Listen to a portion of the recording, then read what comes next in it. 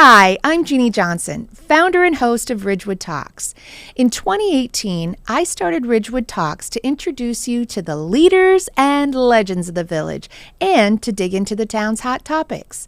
And now, in 2025, we've expanded our vision to include video and social media highlights to bring those stories closer to you via the platforms you use the most. I am so honored and thankful for everyone who has listened to or watched even a single episode. And I'm proud to say that we have over 6,000 followers on our socials. That's over a quarter of the Ridgewood population, and it's growing every day. This has truly been a service-driven mission and a labor of love. So now we're excited to offer Ridgewood area businesses an opportunity to connect with our valued audience and elevate their brand through our video podcast.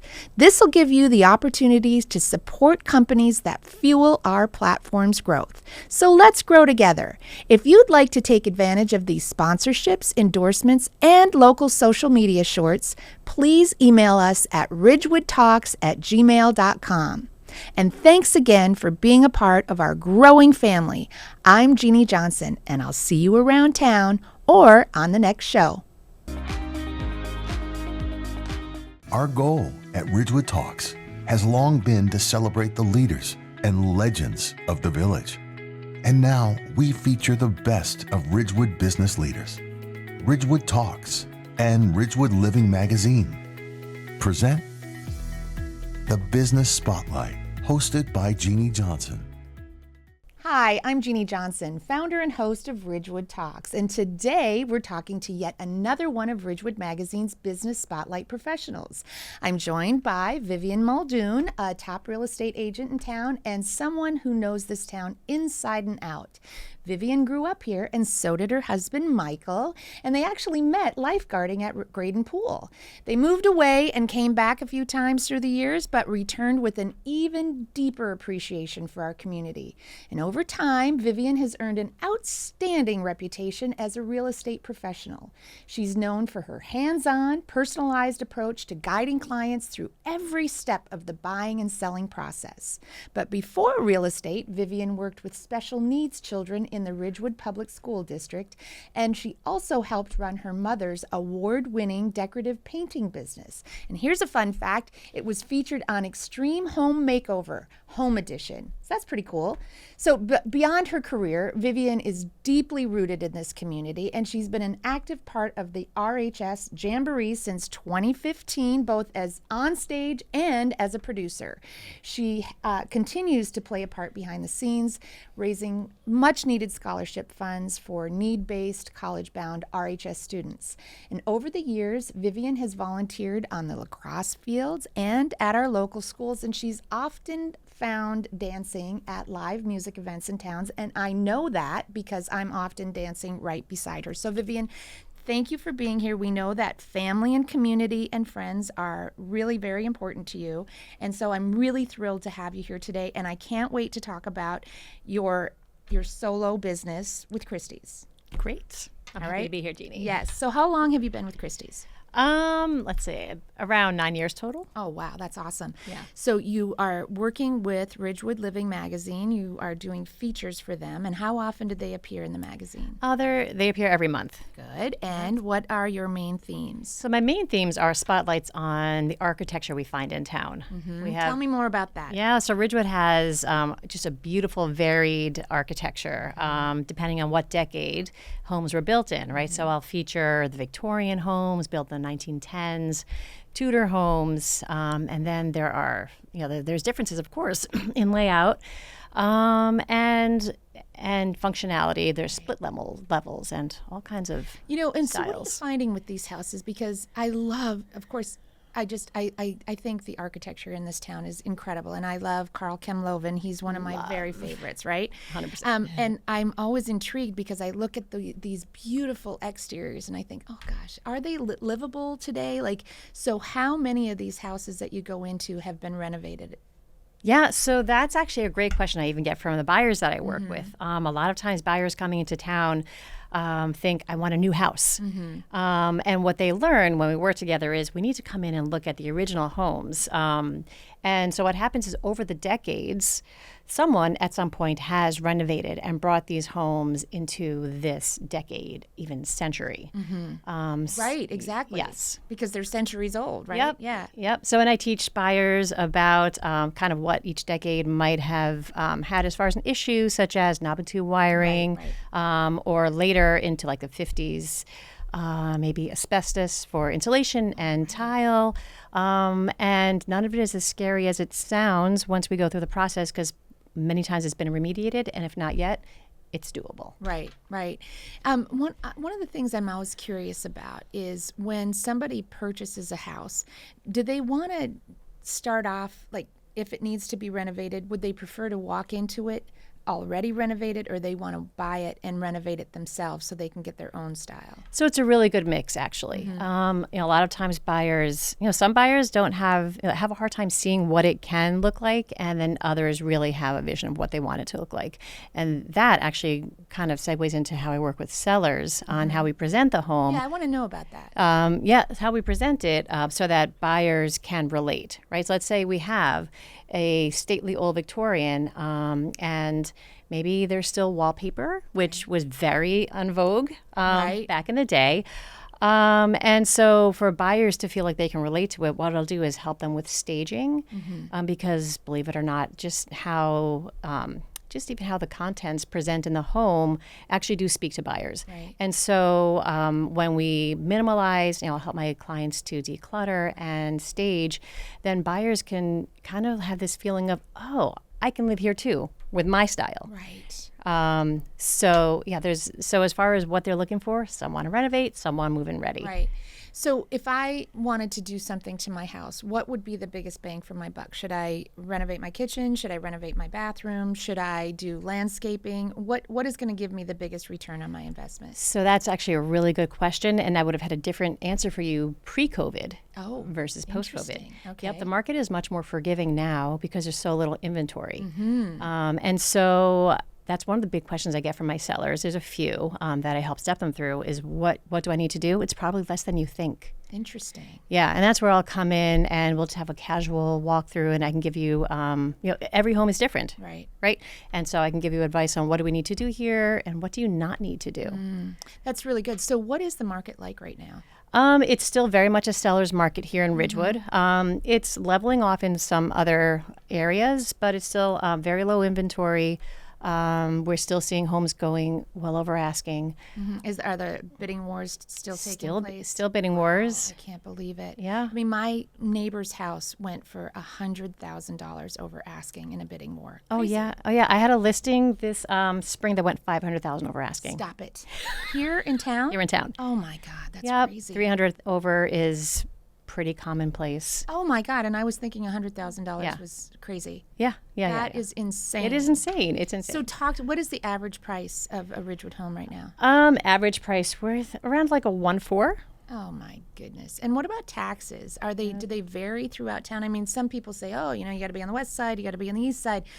I just think houses all over this town are just incredibly gorgeous, and they all have amenities, and they're all connected so differently to the better parts of our town. Like if you're on the east side, then you're close to the pool, you're close to the fields. If you're on the west side, then they're bigger homes. But so do you find that people are driven to one area of town more than the others?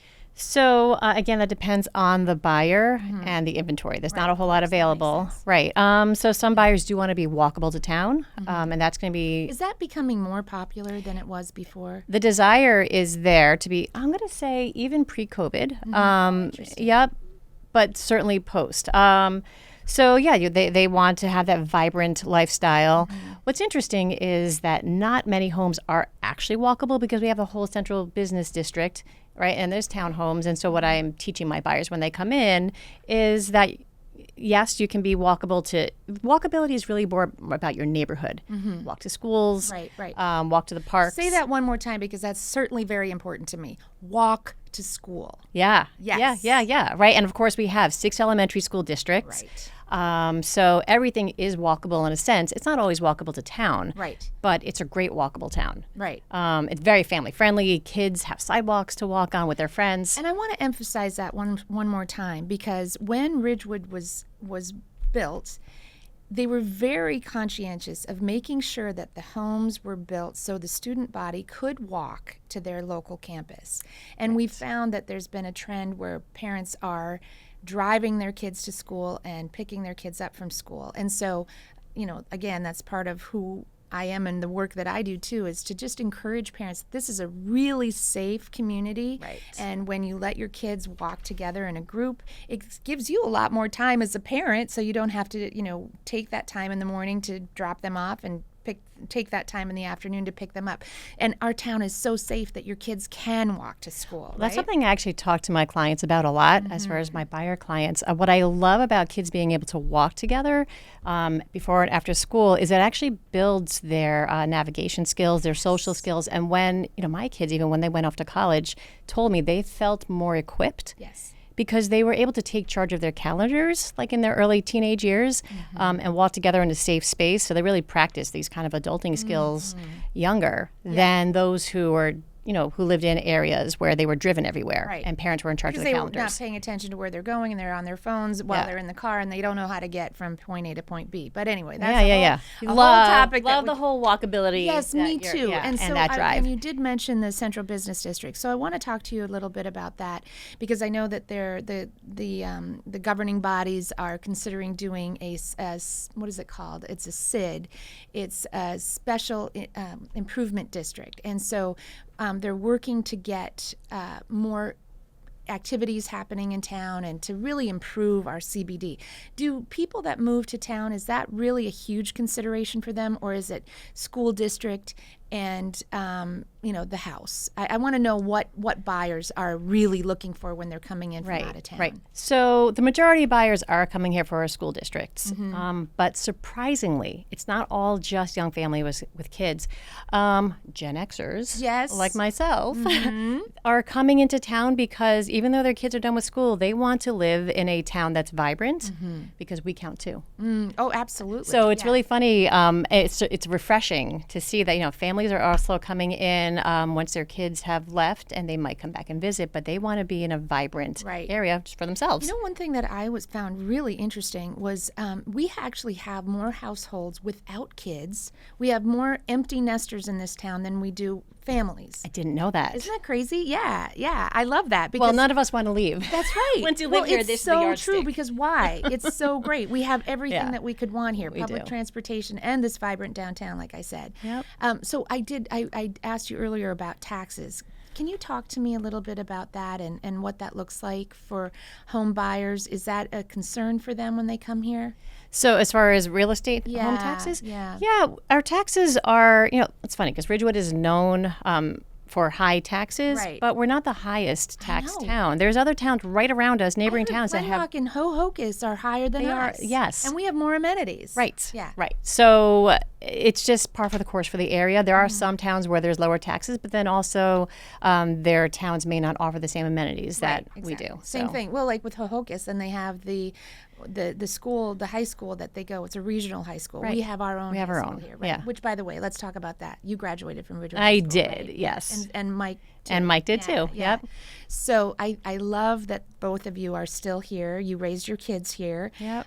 You volunteered for the boys' sports teams and things like that. But I know that Jamboree is very dear and near to your heart. That's where we met. Yes. I remember that. I actually remember it was like it was yesterday, because we were sitting there and I was like, how do those two know so much about this town?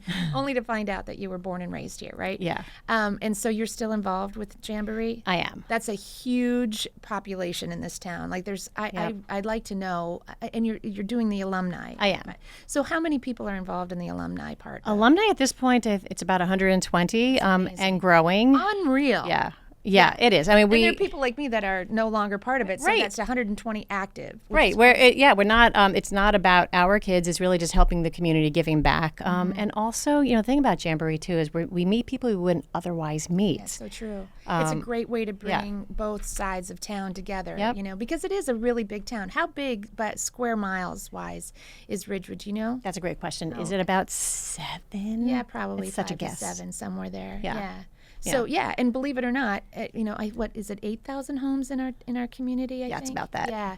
So and then you've got the 4,000 on this side and the 4,000 on Yeah. that side, and sometimes our paths don't interact because Right. once the kids get to high school, the kids are on their own. So parents aren't getting together. So Jamboree is a great way to keep and build community. It is, and it's a nice sized town where you find your tribe. There's always enough varied interests where there's just great people to meet. And Yes. And so your mom lives here, right? they did. They actually retired. Okay. And moved to Cape May. Oh, they did. So, well, tell me about that painting business, because that's really cool that she was on home. What was it called? The TV show? Yeah, Home Improvement Extreme Edition. Extreme Makeover. Yeah. Yes. So tell me about that. Yeah, so so kind of it's this entrepreneurial spirit in my family, like love that. for women for generations actually. Oh, wow. Yeah, my grandmother owned her own button shop in Naples, Italy. Really? That's pretty cool. And and my mom, as an artist, kind of took that into decorative painting back in the day when murals Right. and faux finishes were the thing. The thing, She was in all the Ridgewood homes, but also surrounding communities. And she just So she worked closely with interior designers and things she like did, and her business just grew word of mouth. And just her clients recommending her. You have to work with her. That's pretty much how I work too. It's all word of mouth, and that. Oh, that's great. Yeah. yeah, that's really important. So that was she. And they I just helped her with found that. her, and then they put her on the show. Yes. Well, she was featured as a Bergen's Best, top 10 decorative painters, and she actually did work for some big sports athletes, some that's exciting. some actors. So really, it's very high end. So she got out there. Yeah. Yeah. And so then you've adopted that entrepreneurial spirit, and now you're building your own business, which I think is fantastic. And so you have like what is it? Your theme is There's no place your like tagline. home. Yeah, there's no Yes, place like there's home, no and place- that is something that as a theme is so. I am passionate about what I do because of the people. Like I just love my people, and also this idea of fromness and where tell me do more. you live. So we did move. Grew up in Ridgewood, but went a few times. So I understand what that's like to kind of have to build your community over and over again. The stress of moving, is it the right choice? And your house is more than just a house. It's where you live your life, your life story, right? You raise your I love kids that. and Your all of life that. story. Yep. I like that. So, and I know that. So, and there's no place like home really applies to both sellers and buyers. Obviously, for buyers, right? It's their dream to get into a house, and it's really hard these days, right? So I help buyers, to navigate and how do we get our offer accepted, and how do we protect you while still being competitive in the market. Right. Right. But then also even for sellers, it's an emotional process, right? To make that decision to actually move, because you're not just selling a car, right? It's where you live. All those memories. Yep. And, Yeah. So just about being authentic with who I'm working with. I know that they have a story, and then I know that the house has its own story, and that's part of what I really love to tell. Some homes are a little more difficult than others. You might have a corner lot or a double yellow line house, and so I'm going to find the features for buyers to really fall in love with, and tell a great story in all the medias, right? So I do really fun lifestyle videos. Yeah, tell us about that. Yeah. So, so again, like I'll find, I love the old Victorians. Yes. Oh, me too. Oh my That's gosh. so interesting. Love, Oh, love, good. I love, love right? that. All the Yeah. architectural features. So let's say if I'll think of one where they have this beautiful staircase and also a really funny panel between the dining room and kitchen. And I was like, what could that be? Right. So we're like, well, this must be a butler's panel. Oh, yeah. The homeowner didn't know because it came through a closet. Right. So we kind of really played up on that and did a video of passing food through That's the butler's cool. panel. And when buyers came through, they were like, That's the butler's panel. I love that. this. Yeah. Right. So really highlighting these features that wouldn't otherwise be seen if you're just walking through the Because house in the 20 minutes that you're in the house. Yeah, and it's not really something that we use today. Right. So then they're like, oh, that's a really Right. cool feature. But that- what's interesting is that buyers who are even looking for a new house actually end up falling in love with the story and the charm and the authenticity of the house. So I'll find something about each house to tell that story. Do you have a particular neighborhood in town that you love focusing on? Like, you know, like you're looking for the buyer to say, okay, yes, I'm ready to sell. Vivienne, sell it for me. I mean, Do I love a neighborhood to sell in? I mean, you know, that's hard to answer. I love first my clients. yeah. Right? I'm just wrapped up in my people and giving them the best. You get them. How do you get your clients? Like, I mean, so marketing I've strategy, and do you go outside of Bergen County to find them? And I do. So what I do is I follow my clients. Right. So I don't necessarily say I'm only going to work in Ridgewood. So let's say if I have a buyer looking in Ridgewood, they have a house to sell in another town, which, you know, it could be anywhere. do you Cliffside Park. okay, I was sold. going to ask you that. Yep, you cover outside. all of Bergen County. Yep, maybe Bergen County, Passaic? and a little bit of Passaic. Okay, got Yep. it. So just to give them that really seamless, holistic approach.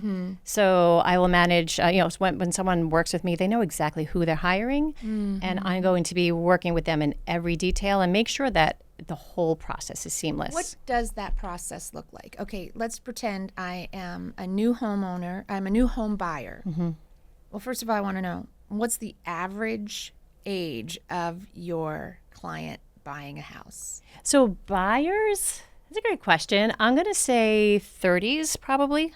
Because Somewhere in the mid to late 30s. I'm blown coming away by into these Ridgewood. Little kids, I'll I go know, they're knock on their adorable. door. Wait a second, you could be my child, and you live in this big, huge mansion. I love that. Yep.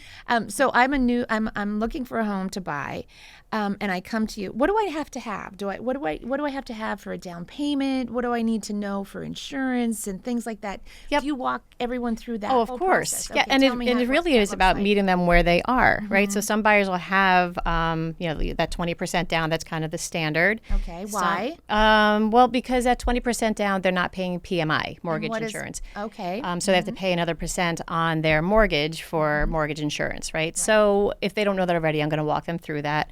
And that really comes into play when we're talking about bidding wars and waiving appraisal, which is another whole thing that sometimes has to happen in this market. So some buyers come with, they've just been saving up and they have 5% down and they can do an FHA loan. Okay.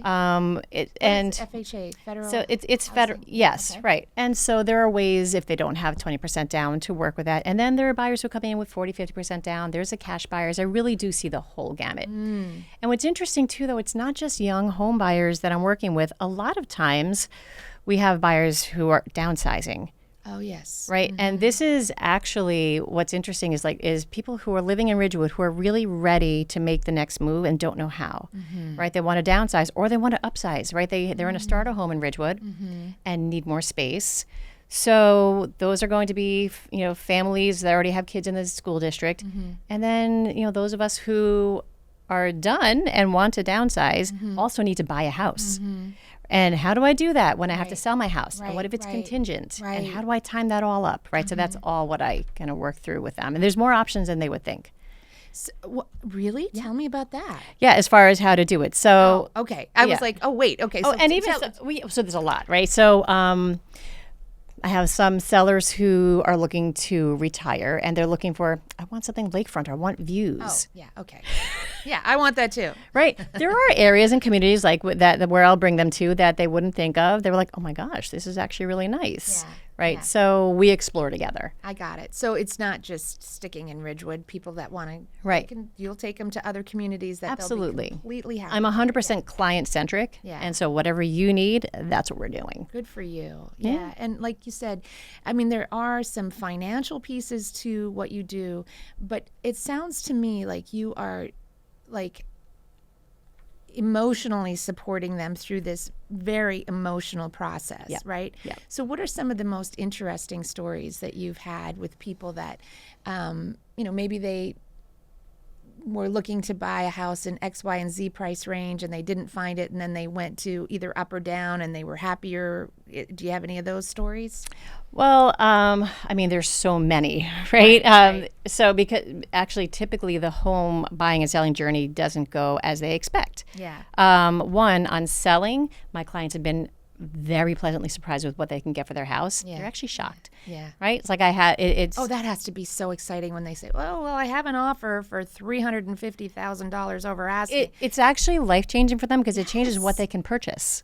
Yes. And So- yes, Yeah. absolutely. That's a staggering amount of money over asking. I am blown away by that, actually. Yep. And that how much over asking also does depend a little bit on what are we doing to position the listing.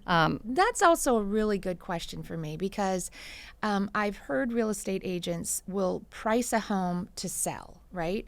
But then if there's these bidding wars, why don't you just tack on that price anyway? Tell That's me a good what. question. Yeah, please Right. tell me more. So there is, you never want to price too low so that so that we're cutting off the top edge where it can sell. Right. But what's happened is because of these bidding wars, especially post-COVID, is that buyers are expecting a bidding war.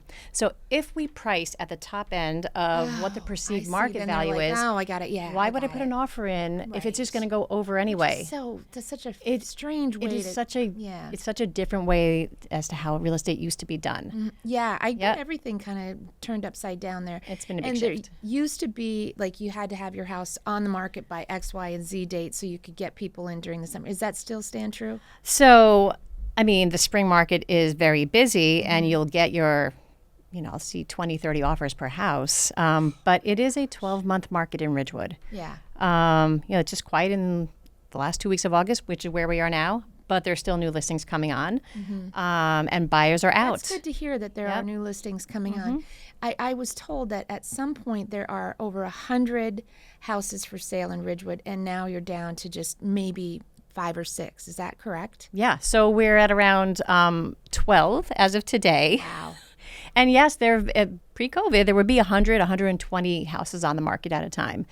So they So just that's really on and off. that's got to be hard for you as an agent to be out there hustling, trying to get those listings and things like that, right? It is, right. It is, yeah, And of that's course, why every I think listing it's does. really important that people know that you are from here, you were born and raised here, you know this town, Yep. and so that is a huge selling point for you, that you are so familiar with this community and that you know so much about it, and you can navigate that for both the buyer and the seller, right? 100%. Yeah. And I love helping sellers do that. And you asked before, how do I find clients? So a lot, what's fun is, like I've actually had a neighbor tell me, well, I was interviewing another agent and my neighbor came running across the street and said, stop, you need to call Vivienne. I love that. So- oh, good for you. Yeah, so the See? people I do Yeah, work your- with, it's your kind of like- reputation does yeah, precede you. which is Everybody really knows. fun. Well, first of all, you're easy to talk to. You're very, very helpful, and like I said, you know Ridgewood very, very well. Yeah. Your husband's from here. Your kids. Where are your kids these days? Yeah. So my older son is at grad school for physical therapy at NYU. He's living in Hoboken. Good. Yep.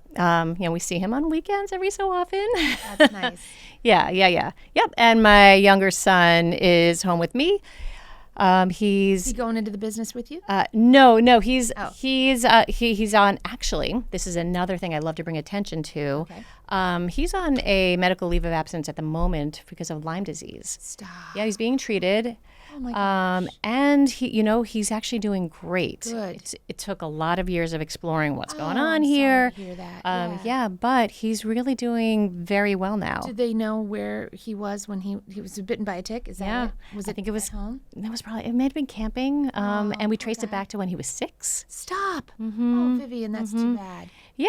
But yeah. I'm glad that he's. But we getting have help answers, and yeah. he's feeling so much better, and is now also really coming into his own. He's writing music and Oh, that's great. super creative. So is he a part of any of the local bands yet? He actually did a little foray out into an open mic at my husband's. My husband's part of Acoustic Dudes, which is Oh, yeah, a that's local right. band. Oh, Yep, and he yes. did get out there and do one night, and he's exploring, which is really fun. Oh, that's got to be so much fun for Mike to have him follow in his love. Yeah. footsteps. That's great. Listen, thank you so much for coming in to talking with us today, and good luck with all of the things that you're doing in Ridgewood, and especially staying in touch with all of the alumni at Ridgewood Jamboree, RHS Jamboree. Yeah, love, love, love, love. Yeah, so thank you and good luck with everything that you do. Thank you. All right. I just want to say thanks again to Vivienne, and what an inspiring conversation this was. It was so great to hear about all of her roots in Ridgewood and the thoughtful approach that she has to guiding clients through life's transitions. And if you'd like to connect with Vivienne, check out her Spotlight series in the Ridgewood Living magazine and reach out to her through her website at viviennemuldoon@gmail.com. And you can learn more about her customized lifestyle videos and hands-on real estate through her website. And I want to just say once again, thanks for tuning in, and be sure to watch, listen, and follow Ridgewood Talks on Facebook and Instagram. And you can find the show on all the major podcast platforms now, with video on YouTube and Spotify. And I want to give a huge shout out to Ignite Creator Studios in Ridgewood for producing this and all of the Ridgewood Talks episodes. So join us next time on Ridgewood Talks for more stories from the people who make our village such a special place. And until then, be kind, do good, and I'll see you later.